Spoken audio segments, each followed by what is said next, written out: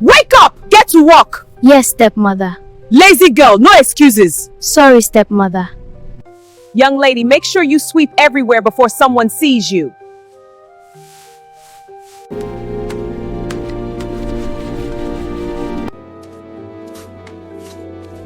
Maid made our new maid! Ada's earliest memory of happiness was her mother's laugh.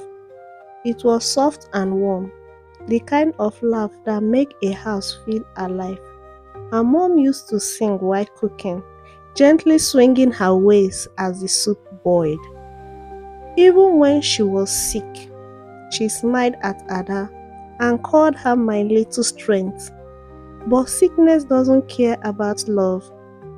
Her mom died slowly. By the time Ada turned 6, she already understood pain. She watched her mom grow thinner every day, watched her father cry at night, and watched the house grow quiet. Then one morning, her mom didn't wake.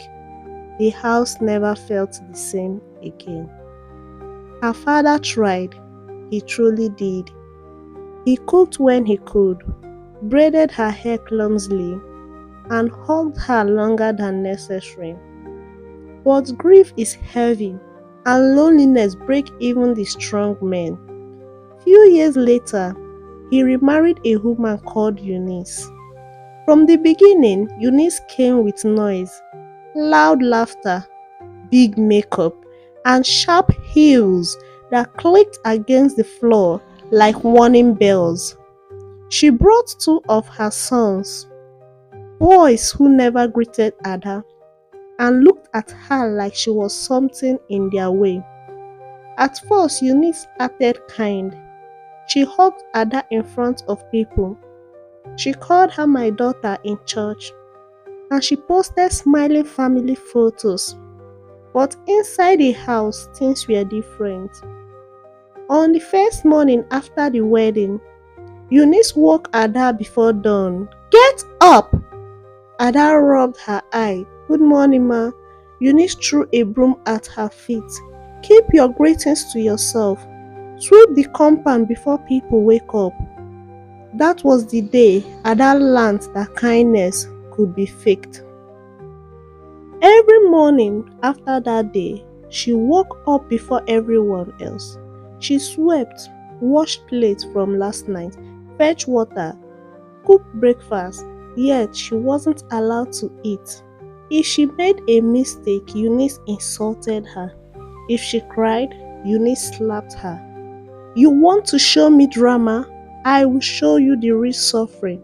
When Ada went late to school, Eunice told her father she was stubborn. When she came back home hungry, Eunice said she had already eaten. When her grades dropped, Eunice said she was dull. Her father didn't believe Eunice, but he was blinded by grief to say anything. "She is trying," he said weakly. But when Ada comes to complain about the way she is being treated, her father will say, "Just endure. Endure, my daughter. Peace is more important."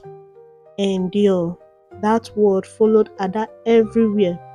By the time Ada turned 10 years, she was no longer a child.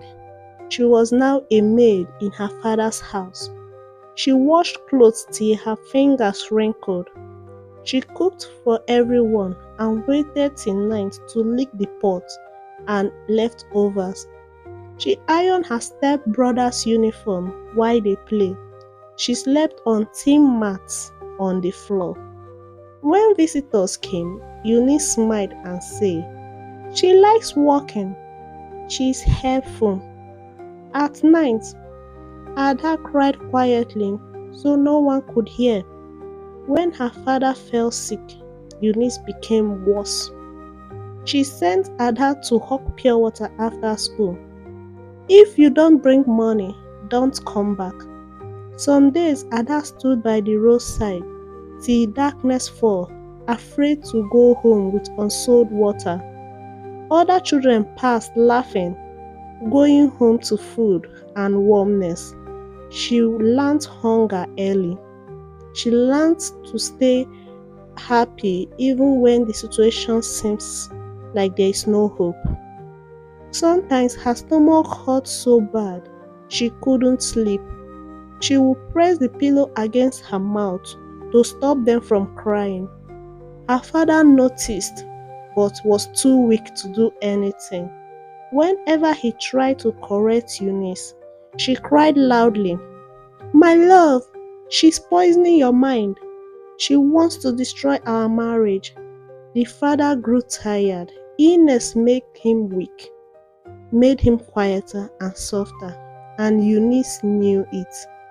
When Ada turned 13, Eunice removed her from school. "School fees are too much now. Your school is very expensive," she would say. But her sons continued schooling. Ada stayed at home working full time. One night, her father called her on his sick bed. "My daughter, I see you." "I'm sorry," he whispered. It was an apology she had waited for, but it came too late. He died 3 months later. The house collapsed emotionally. Eunice did not mourn.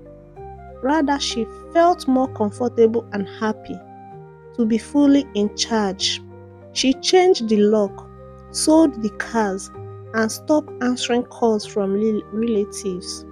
"You are not my problem anymore," she told Ada. "Sleep outside if you want." Ada was moved to the boys' quarter. No mattress, no proper food, no care. She was just 15. Relatives came and went, but Eunice controlled the story. "She's stubborn. She wanted to poison my children. She refused going to school." Eunice lied. Ada learned silence. She learned survival. She learned how to cry without sound. 3 years passed like punishment. Then one afternoon, a letter arrived. A lawyer requested the family presence for the reading of the will. Eunice laughed loudly. "What will? My late husband has already told me that everything belongs to me." On the day of the reading, Eunice dressed like a queen. Ada wore faded dress and slippers. When the lawyer began to read, Eunice smiled confidently until the lawyer paused. "To my daughter Ada, I am very sorry once again.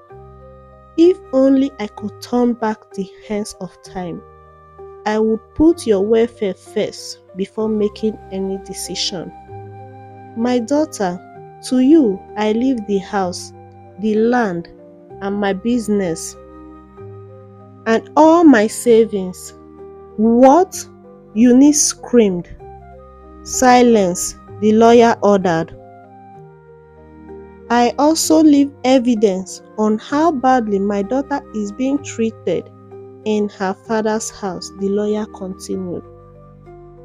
"Here are some videos that I want you all to watch."